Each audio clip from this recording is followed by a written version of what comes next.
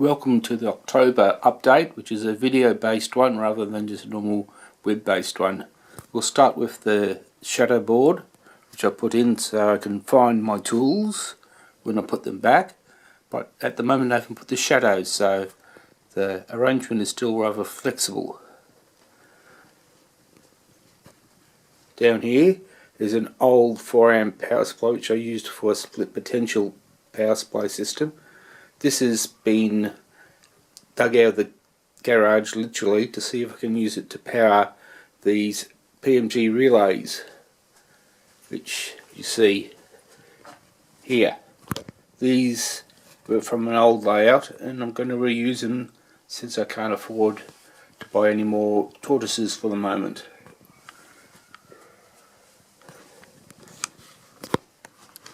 Under here you can see I've got a few tortoises installed at the moment.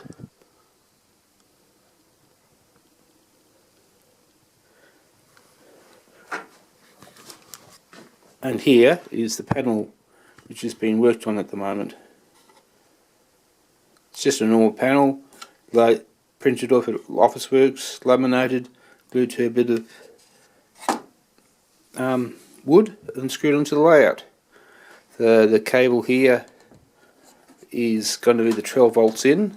That other cable was run today by young Andrew Gallagher, who put it in for me. What else in this room? There's not much change into this room, which is what I used to call the sunroom. It's pretty much just full of stuff, and we'll go into the other room. But first we'll go into the control room, where a little change has happened. I'll bring you into this control room and show you. This device is a EB1 NC circuit breaker, of which more of them will be going in place here. So those will go up and then feed into the circuit breaker, so I can still isolate sections. And there's the main command station, the radio base station, and that wire on the ground is the other end of that control panel to go to a transformer, which will be mounted here somewhere.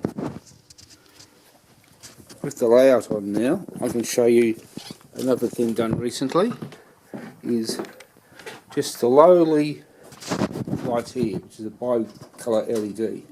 If I short out that jack section, the light goes out and then will reset itself.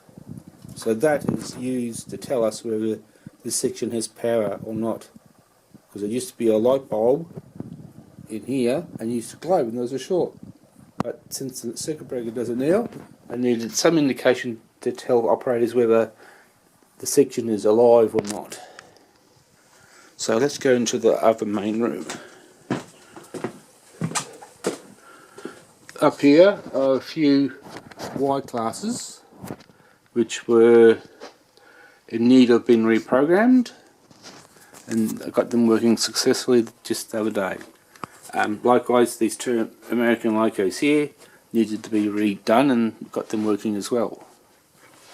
And another Y class.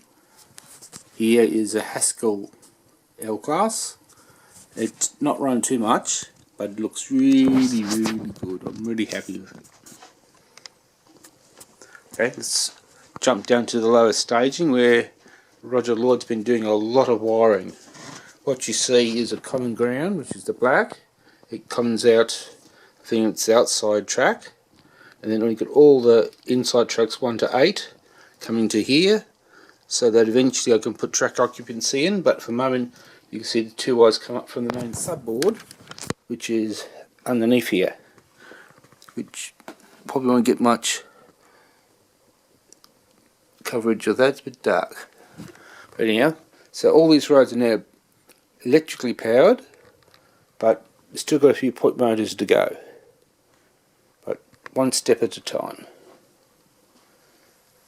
Over here we've got a bit of scenery happening, stuff on the layout because I've been busy working on it.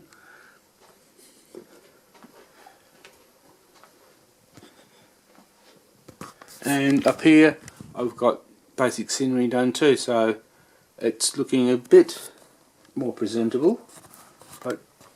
not fantastic. The signal there is operational. In fact, it acts more like a point indicator.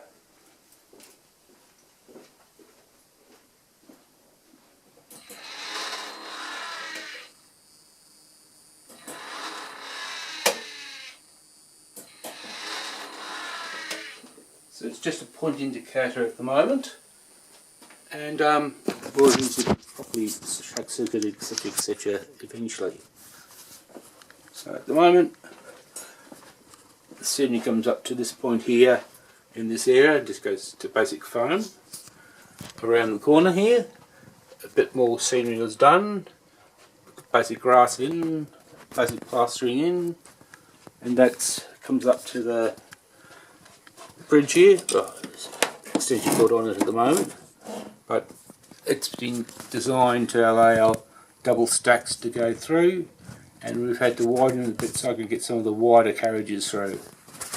We won't talk about the 130 NAs getting through there now, which couldn't until I did some modifications. Not much has changed at the top level here.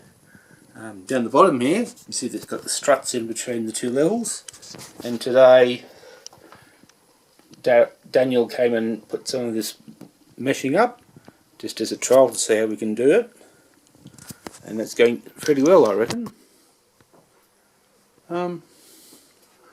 We'll come back to this area here. Used to be track in. This bit of track being pulled up. It was the first 2 lengths of track put in on the layout ever, and we pulled it apart because it was not very level at all. It was level here at the bridge, but it canted there and canted here, and also went down and up a bit here too. But we've put in some putty, we'll level it off, lay some new RTR track, flex track, instead of the original hand-laid track, and we'll see how it goes. Speaking of the XPT, there's one of the kit-built ones, and the real XPT is up there. That's basically all that's been happening so far. I finish up with a still photograph of K184, which was built by Mark Gladley for me, and he will shortly put a chip in it, so at least run. And basically that concludes my layout update for today.